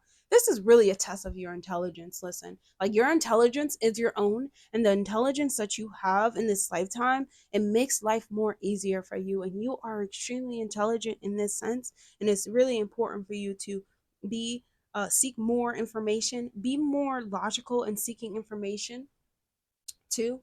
And because you have to use the qualities of Gemini, which is the researcher, right? Well, not the researcher. Let's just say the multitasker, the person who is a multitasking, and they're able to do um you know have their minds open to a lot of different information. You to use those types of qualities, but using the quality of the North Node, which is the single-mindedness, to really base it into a concrete wisdomatic system base for you, and one that moves your life in your right direction, because your belief system plays a huge part in your life. It's where your life system is going. And so you have the North Node in Sagittarius. You have to be careful what you say. You have to be careful on the prophetic dreams that you get. You have to be prophet. You're a prophet. You are a prophet. And so it's important for you to always be mindful of the things you say, the things that you preach to other people, and your guidance as well. Make sure your guidance is always in a space where you're guiding those to believe in themselves before they believe in other people or things outside of them. It's really important that the Sagittarius North Node is not holding up like a celebrity and like telling people, like, no, this really has to be a philosophy teaching based off of your own life experience, right?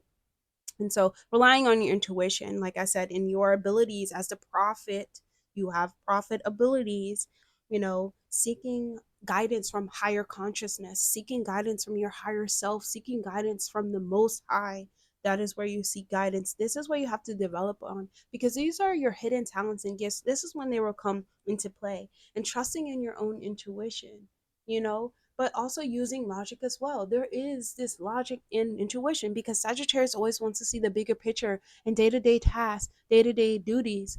The bigger picture is not always needed, right? And it's important to develop that patience too, because you know it's going to happen. That's the thing with North Node and Sagittarius. They become a little bit lazy too, because they know it's going to happen. They truly believe when they have this system of knowing in them, it is going to happen. Right? Like, I don't get how other people can't see it. And so active listening and intuitive listening and hearing the meaning behind people's words and people's messages, you have to develop on that. You know, spending time alone, spending time in nature, spending time with oneness with God, being the monk, being the guru, being the Buddha, spending time in meditation. You truly must have this one eyed focus to the divine, and you have to spend time in life always. I will say daily, honestly, you know, spending time connecting to this higher self. And this is naturally, you do this naturally, but developing those you know, like spontaneous, like adventure, like, yeah, I'm gonna go to the temple today, or I'm gonna figure out this, I'm gonna go see this pyramid. Like, you know, these are people that truly have to travel, and they will travel throughout their life, you know, just developing this sense of freedom and this sense of adventure. It's so beautiful, you know, because um Jupiter is ruling over you, and it's like expanding these beautiful experiences for you. But because these are, the North Node is like this feminine type of energy, it really is a, you know, it really is a, um, trusting, you know, it's like trusting in things that are outside of you, and trusting in your own emotions, and trusting that like your life is really guiding you, or destiny is really guiding you towards something. And you know, with the Sagittarius, it's important for you to have faith. That's what it is. Faith is for you. Faith is for you. And so when we have, let's move to North Node in Capricorn and the South Node in Cancer. Okay, so when we have the North Node in Capricorn, we have someone who is able to, well, I won't say someone who's able to. Let's talk about what these people really want. Like, what does North Node in um, um, Capricorn actually want? So these are individuals who want love. They want to feel safe. They want to feel protected. They want to feel cared for. They want to feel valued. They want to someone to take care of them like a mother would. They want someone to hold their hand, rub their back. And I don't mean that by babyfying them, but they really want to feel like they truly belong in some place, right? And so they have to be willing to let go of these ideas of there's just one special person, there's just one special group, there's just one special, you know, place that has it for me, you know, being so emotional about that, and understanding that it's important for you to take charge and give it to yourself, right? Because once you start giving it to yourself, you can attract a partner who gives this to you as well. But in this lifetime, it's your duty, it's your mission to mother yourself to health.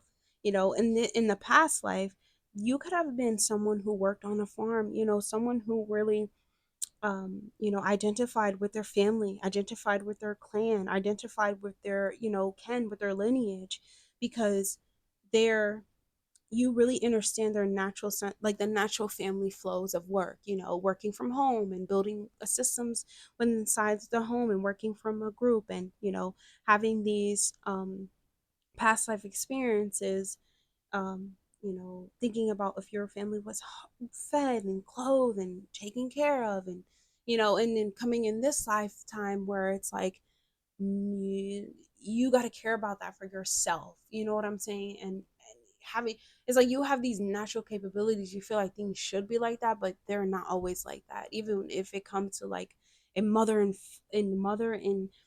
father dynamic as well, right? Even when it comes to the father is not always having to care about if you've cooked, cleaned, like, you know what I'm saying, if you're fed, or if you're cleaned up, you know, if you've read, like, they don't always care about that in this life, you know. So it's important for you when you become more mature, but because you're very mature, North Node in Cancer, or you develop a sense of maturity, or you have to develop a sense of control or maturity, and let go of the moodiness, and let go of the dependency, and let go of the insecurity, especially when it comes to an action, because that's the thing with the North Node.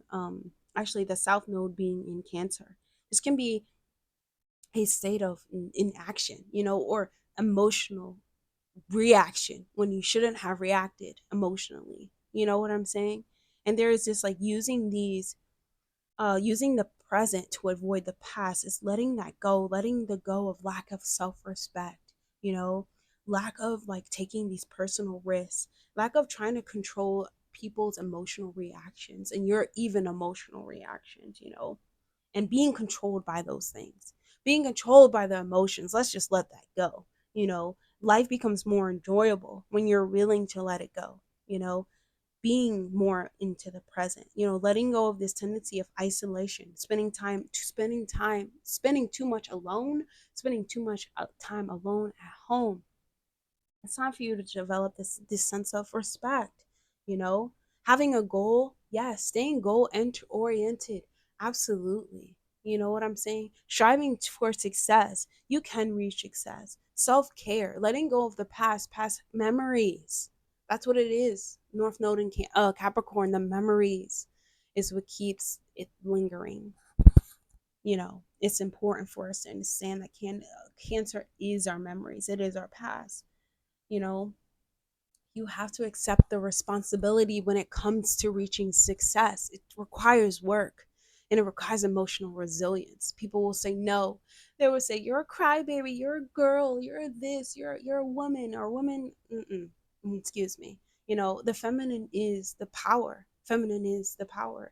Masculine is the power. We need both. We need each other. And so, I could go down a whole line with that. How humans need each other, whatever. Well, not humans need each other. The man and the woman, they need each other, masculine and feminine. We are not better than the other, you know. But the feminine is power. You must embrace your emotions and not let them control you if you have the Capricorn North Node, okay? Because it's life becomes more enjoyable when you can laugh at that, when you can laugh instead of cry, when you can laugh at developing your like when you can laugh at what you used to be emotional about. It's really important for you to develop those emotional practices that help you, and stop with the emotional dependency on others, because they will never be the source of your emotional independence. They can only foster and hold up that emotional dependence. You know what I'm saying? Giving you exactly what they can give you, and it becomes this cycle. You know what I'm saying? And it's really important for you to you know there can be an irony. It was like, I need to take charge of my life. I need to take charge of my destiny. You know what I'm saying? But then you become overly emotional, or I wouldn't say overly emotional, but you realize that there's setbacks. And these setbacks are not always easy. Like, literally, the setbacks feels like this is the time to give up. But you have to develop that resilience of Capricorn, you know, realizing that even if they say no, even if the risk is more of the more wreaking more havoc, it's time for you still take charge, to still assume responsibility. Life is your responsibility, but you have to take risks in life. And so, yeah, that's beautiful. And I really want you to not ignore the past, especially when it's past memories. Allow them to come up and be purged too, you know? Allow them to be purged. And I know that as Pluto was in Capricorn for all of these years, godly, I think Pluto has entered Capricorn in 2008, and Pluto has been in Capricorn for years. And so that means that Pluto has been over the North Node for those who have their natal North Node. And then when Pluto went over the degree of your natal North Node, this was really extreme, really hard, really of facing facts, seeing what's deep beneath the surface. um truly,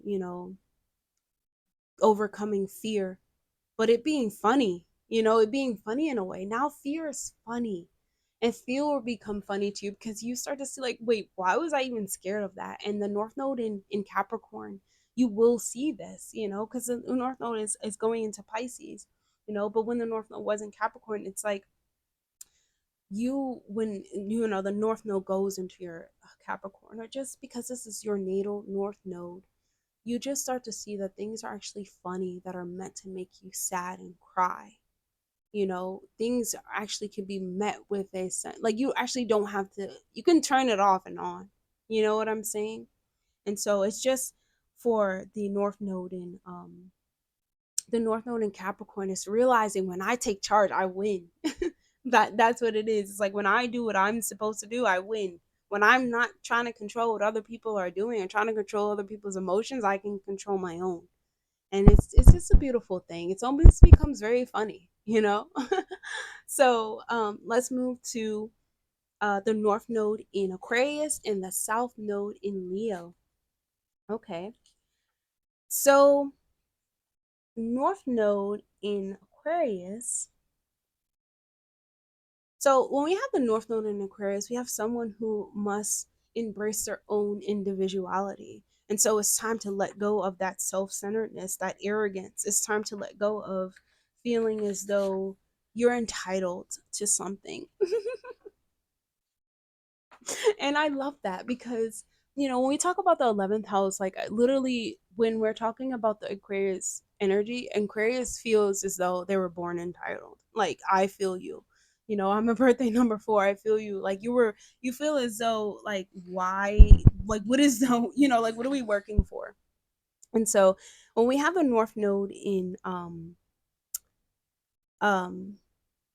Aquarius, we have someone who is extremely willful, but it's important to understand, when they release their willfulness, they win. When they release the tendency of, romanticizing things, or even attaching their themselves to these uncalculated risks, or, you know what I'm saying, or, because we're talking about the 5th house, we go over to the 5th house in Leo. It's releasing these tendencies of you know attaching themselves to romances and gamblings and stubbornness, and start releasing these things, and aligning themselves to equality, aligning themselves to working with others, taking on these more unconventional ideas. And as I said, these people feel born entitled, but it's important for us to let go of these um going to the extremes, these rebellion type nature that that that is prideful. You know what I'm saying? But in their life, they will go through these prideful experiences, that sparks a rebellion, and they're meant to. The North Node in Aquarius is meant to spark their own rebellion. This honestly makes their life easier.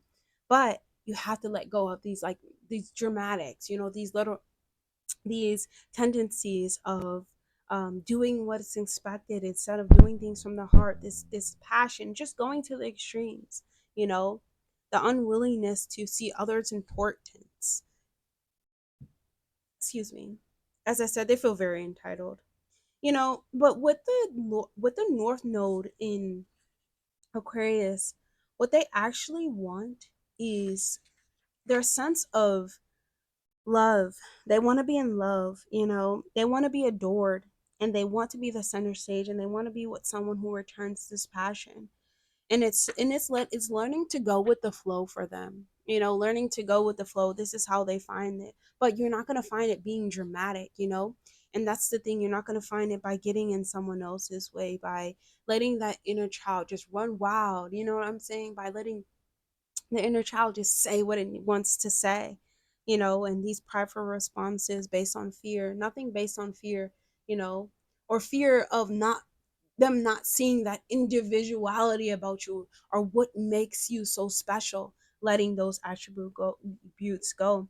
It's time for you to develop on your hidden talents. Your hidden talents is very unconventional, right? It's being that champion or that go, or I don't know, I wouldn't say that go getter, or that go, or honestly, the authority figure or the empowerment behind um these humanitarian causes, or these, whatever needs the spark of inequality, whatever needs inequality of equality, like whenever needs, the genius behind it, whenever needs the spark of, um hmm futuristic insights on it. Because 11th house is a house of like our dreams, our wishes, our goals, and it's time for you to like align your dreams and wishes and goals to the equality, like what's going to be equal for everyone involved, with the groups of people. It's important for you to leave behind the tendencies of selfishness, of self-centeredness, and to develop this sense of like, okay, I will still be equal or equalities even in these groups, you know, letting letting go of, well, like I said, naturally the North Node in Aquarius is very um genius, but letting go the wanting to be held up on a high pedestal and wanting to be in these love affairs and love of romances and just the dramatics, it really has to be let go of, and in order for you to align with this flow of the universe, to align with the natural flow of Aquarius, which is the believer, which is the very creative genius, which is the innovator, which is the empowerment. It definitely brings this like letting go of the ego, letting go of that arrogance and the need for approval, and trusting more in the flow. I love the Aquarius qualities because developing this sense of confidence and willpower, I do think that it does happen, but just for the sake of change, because the 11th house is the house of change.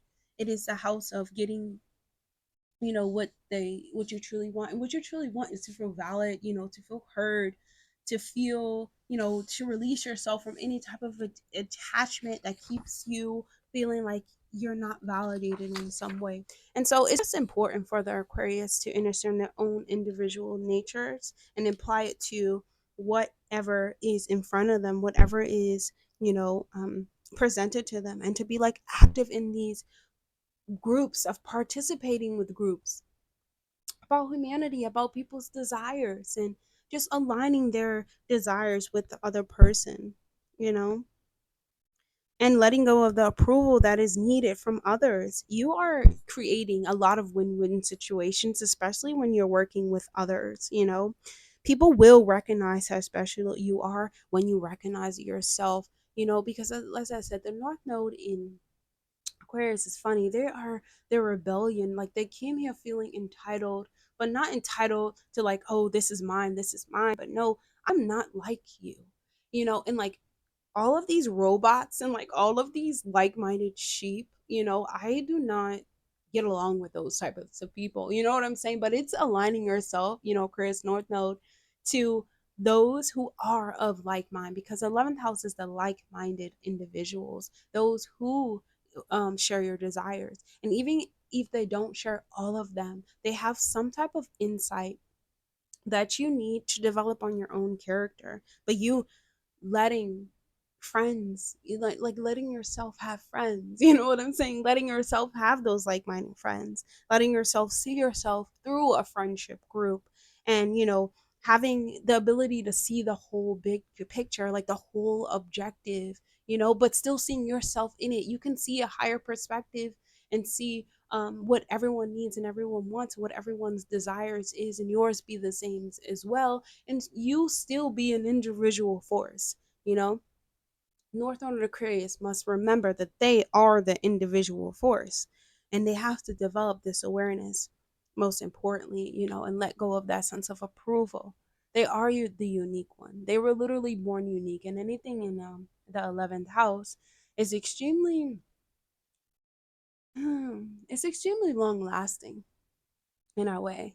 And I feel like anything in the 11th house, gives a little sense of actually, when we talk about the fifth house and we talk about K2, it's letting go of this I am not good enough, like my voice is not heard and things of that nature, and realizing that your voice is very futuristic as well. And like I said, the prophecy is in the future. And so not everyone is going to you know, understand you or what you're saying, but you still need to start saying these people and link yourself up to people who are like-minded, because that's when you start to feel as though your talents and gifts are being appreciated and you let go of this stubbornness, you know.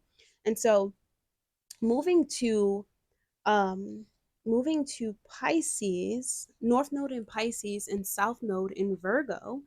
um and I did a video on this because we do have the nodes changing in the year 2025, and the nodes are huge. The nodes, because the nodes, whenever you are experiencing nodal return, you have eclipses on these nodes, and this is huge. Like your life is shifted and changed right there. You know, the eclipses are meant to direct you towards your life's destiny, and it shift and your life shift. If you actually go back to the dates, you know, of the last it's the last one, Pisces and Virgo, was about 19 years ago. So if you go back to that one, you will see how your life completely changed when you were experiencing your nodal return or whatever house that Pisces, the axis of Pisces and the Virgo, and you'll see the complete shift and change. So now Pisces, nodal Pisces, um, North Node and South Node in Virgo. So these are the types of people, these are the individuals who must let go of those criticizing. They must let the chip on their shoulder go. And I mean by the one that tells them that they can't do it and keeps them feeling stuck and stagnant. This obsessive worry, this over analyzing must be let go of. This wanting to be right, you know, this inflexibility, inflexibility, okay? This inflexibility must change. Like, you know what I'm saying? Because there is this certain rigidness that comes with changing on this axis, because they are used to doing things perfectly. You know what I'm saying? This last time they could have been doctors, really good with their hands, really good with analyzing data text and all types of, you know, researchers and extremely intelligent people. You know, it always has to be going to part of the plan. And that's the thing with the Pisces North Node. They always are going according to the divine plan, or, you know, so they believe. And they have to let go of finding fault within others, criticizing others, looking at others with criticizing eyes, with picking apart details and looking for judgment. These things must be let go of, you know. It really gets them to worry, you know, it gets them to feel as though people are looking at them in this way. And so it's really, you know, even when they come to staying in unpleasant situations, see, people can stay in unpleasant situations. They can have excessive anxiety over making mistakes, you know, wanting to be perfect in this way. And, you know, when we talking about the North Node being in Pisces and Ketu being in the sixth house, we're talking about, well, let's just say Virgo, right? Let's stick to the signs.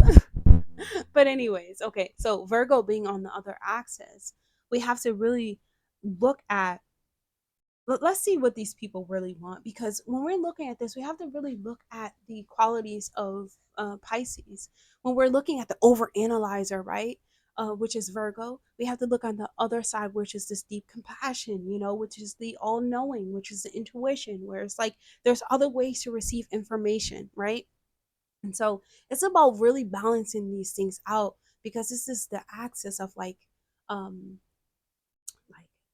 the etherical realm, which is the internal realm, and which is like also the other side, which is Virgo, which is the helper, you know, which is a doer, it's a sign of health. It's important to pay attention always to the vital health of these individuals, you know,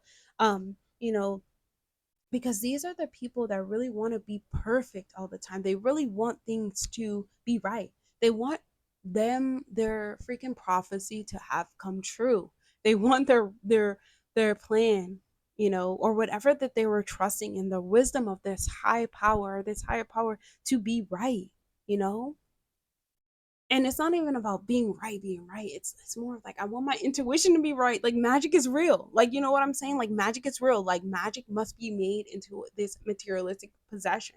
And if it can't be, I must create situations that um subject me to planning or to making things happen, or to like making this dream world or making these manifestations here and making it real. Like, North Node and Pisces is really trying to create a world that they don't have to escape from. And so they try to do this by doing it themselves. You know what I'm saying? By doing it to themselves with those around them, and seeing if it comes true, or seeing if other people notice the world that they're trying to create. And what I mean by this, the North Node in Pisces, is like they're using, because this is the 12th house, Pisces is the ruler, or Jupiter, Neptune are the ruler. And these are deep mystical signs. And so, whatever mystical, advances that the North Node Pisces are in, they almost use it as a game, as a tool in life. And they see if it comes true and see if people notice it. And so, they in this lifetime, they're developing this sense of like welcoming change, really going with the flow, and really being non-judgmental, having this literal this literal having a internal sense of compassion for oneself. You have to free your mind through meditation, self-reflection. You have to develop on the divinity, and your divinity, when it comes to your connection to the higher power, or the higher self source and most high, and trusting in like positive outcomes, releasing this sense of guilt and worry and over obsessing about things that don't even really matter, you know. And like I said, what these people really want is them to have this divine order and divine plan, and for them to be the first hand of it, for them to know exactly what the heck divine's plan is. Like, they really want to know, what is this plan? And they want to be in on it. Like, they truly believe that they are the children of this prophecy. You know what I'm saying? It's so beautiful in a way, but sometimes they feel as though they're not doing it in the way that whoever is talking to them. Because with Virgo, you can develop a sense of criticism, and then Pisces, you can develop a sense of escapism. So, depending on whoever is talking to them at the time, or whatever type of like important information or details that they have gathered, or whatever their intuition is picking up on, this is how these people go about living on their life when it comes to finding, perfect alignment, when it comes to making choices and decisions, when it comes to a lot of things in these people's lives. This differentiating between the voices it's difficult, for them. Which one is right? Yeah, I should do this right. I should not be half-assed and take the shortcut. But no, I want to make this right. And I will say that if you're going to do it for yourself, you have to do it for the next person. You know, Having to differentiate between these two energies is very difficult for this access, but it is not doable, because once you learn to work with it, you become, a great overall individual. You know what I'm saying? Because you're able to use the sense of service and justice, or paying attention to detail, to now use it as a mystical teaching and mystical practice for yourself. You become more aligned to your divine purpose, your destiny, your divinity. This is the axis. Is truly, it's like everything happens just as it's supposed to on this axis. And these people will succeed in their profession when it comes to a spiritual truth. Something has to be like musicians, performers, trainers, something that is, sometimes they can also be good at being behind the scenes as well. But when it comes to a regular job, um, like no, it's not going to work. It has to be something based in like their, um, you know, creativity, the curiosity, something that brings them this sense of solitude or reflection. And it's important too, when you can't differentiate between the voices, you have to spend in time in isolation and meditation. You have to spend time developing these sense of practices. When you have Pisces and Virgo, this is, this pull between the mental, uh, the mentality as well, the mental strength, what does it call that? Mental health, yes. mental strength, but mental health. This is a battle between the mental health, and it's important to in you have to put in practices each day that develop your own mystic abilities, but that also keep you grounded in your day-to-day tasks and what you can actually give in service, you know. And so you have to spend time in meditation. Otherwise you give and give, you know what I'm saying? And it's important for you have to understand how much you can give and how much you cannot. Spending time in isolation, meditation, like I said, Pisces, doing Pisces things, dark corners, dark rooms, water, seas. There's so many different practices, crystals, chanting, sun dancing, so many different things. But if we're talking about Pisces and Virgo, I will say, physical activity and eating what is right for the body, most importantly. And that is it. Yeah, that's it. That's all I have for all the nodes through the signs and through the houses. Ketu, Rahu and Ketu, the signs and houses. Like, if I got them mixed up, Rahu, Ketu, I think you guys understand what I'm saying, right? You are gods and goddesses. You understand my voice and understand what I'm trying to say. But, North Node and South Node, Rahu and Ketu, are the most important part of our chart.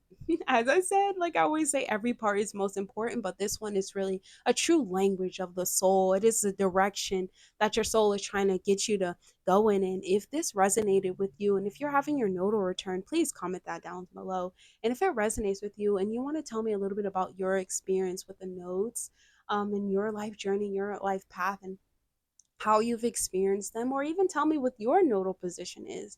I would love that. Your natal nodal position.